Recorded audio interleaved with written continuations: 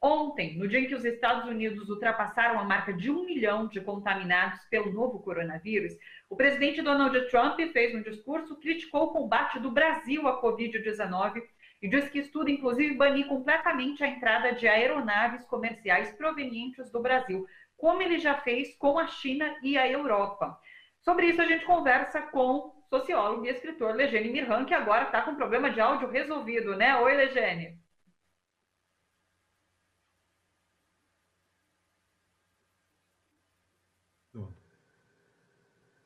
Estou te Você ouvindo, me tudo ouve? certo. Você também? Mas eu não estou ouvindo você, mas vamos falar mesmo assim.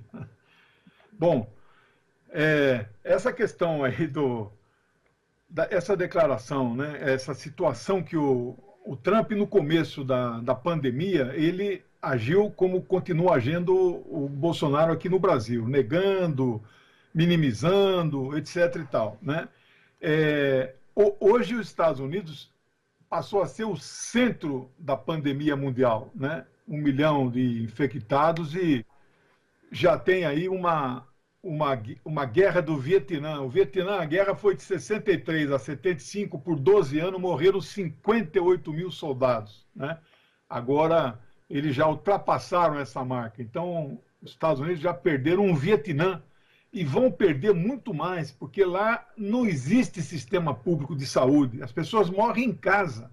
Tem 60 milhões de estadunidenses que não tem nenhum plano de saúde. Se chegar num hospital, ele morre na porta. Então, ele acaba preferindo morrer em casa, se tratando. Agora, também se difundiu notícias de que o vírus foi criado pela China, né? Isso para depreciar a China, né? Para a boataria. No Brasil, o próprio ministro das Relações Exteriores chegou a escrever um artigo usando o termo comunavírus, né, como se o vírus fosse um vírus comunista, né?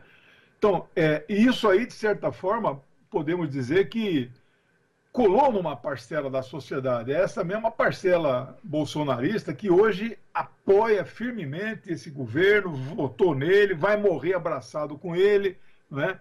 Então, essa é a situação. Mas isso não vai dar certo, né?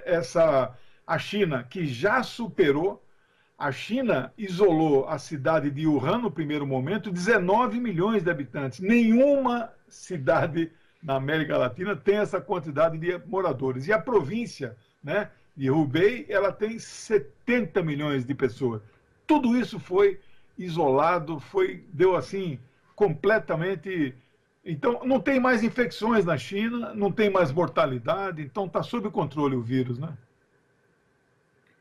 Vamos dos Estados Unidos, desse debate da pandemia, para Israel, falar um pouquinho sobre o governo de coalizão que foi formado na última semana, a gente já comentou um pouquinho sobre isso, e na verdade aumentam os riscos para os palestinos com esse governo de coalizão formado em Israel, né, professor?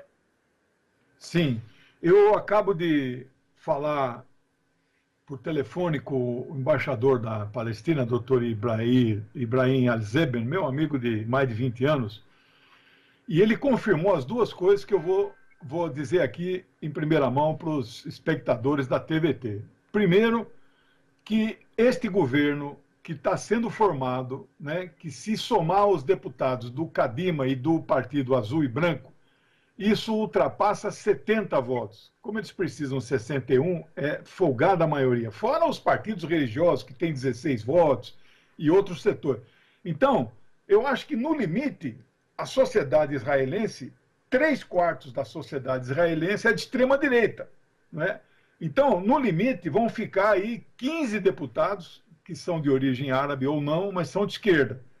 Todos os outros 95 é de direita. Agora, eu duvido muito que isso se concretize. E aí o embaixador me confirmou que não está ainda consolidado a coligação. Quer dizer, portanto, ela pode ainda fazer água, vamos dizer. Eu leio diariamente a versão inglesa do maior jornal de Israel, que é o Haaretz, né? Você tem que se cadastrar, até eu recebo e-mail, etc.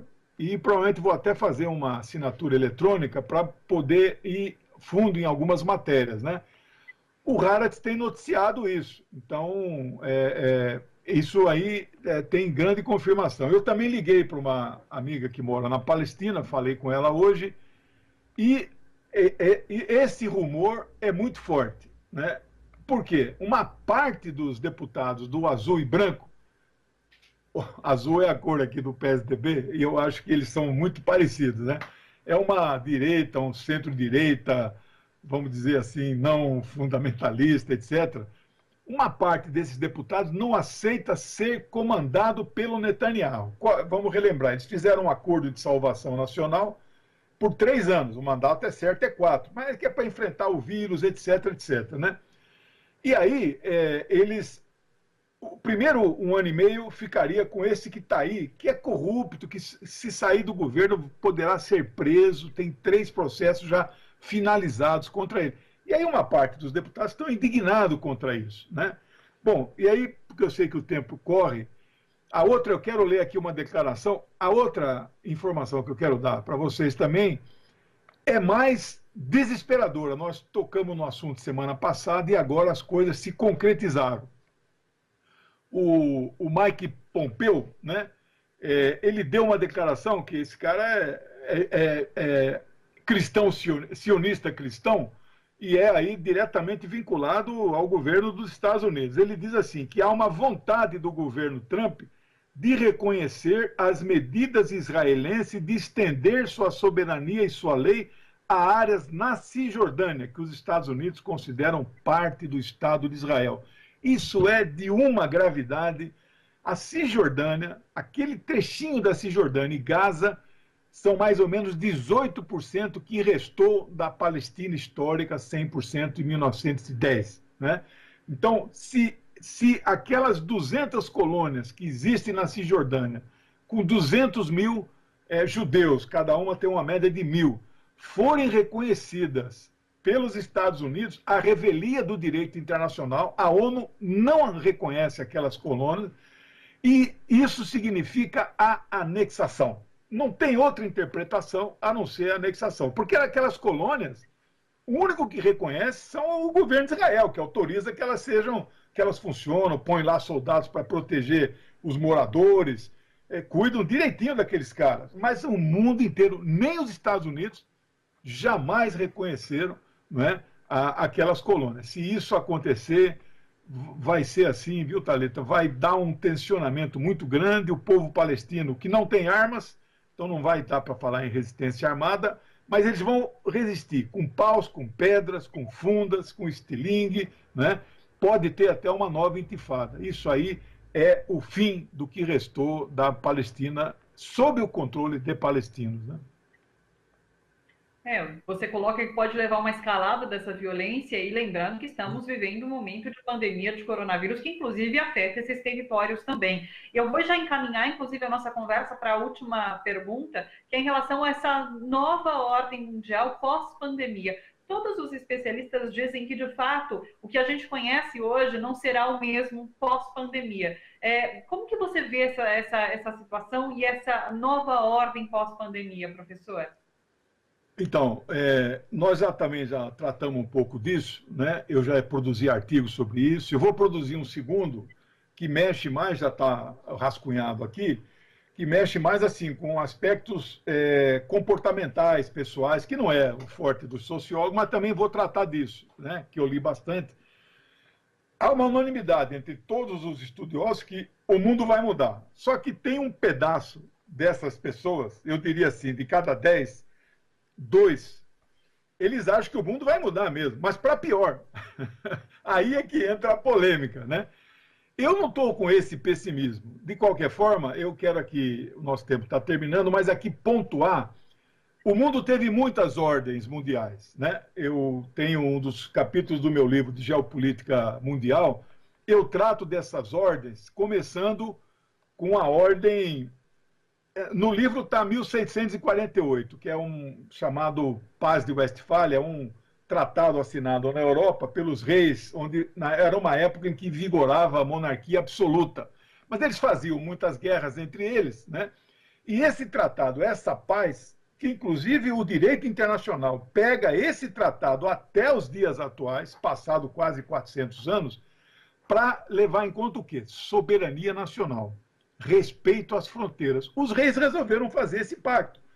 Só que aí, eu estudando mais ainda, nós temos que teve uma ordem mundial anterior a essa, que é uma coisa que eu também vou escrever um artigo, que foi a conquista de Constantinopla, né, pelos otomanos em 1453, que vai até a outra data significativa em 1494, que é o Tratado de Tordesilhas, onde as potências imperialistas na época dividiram o mundo entre si.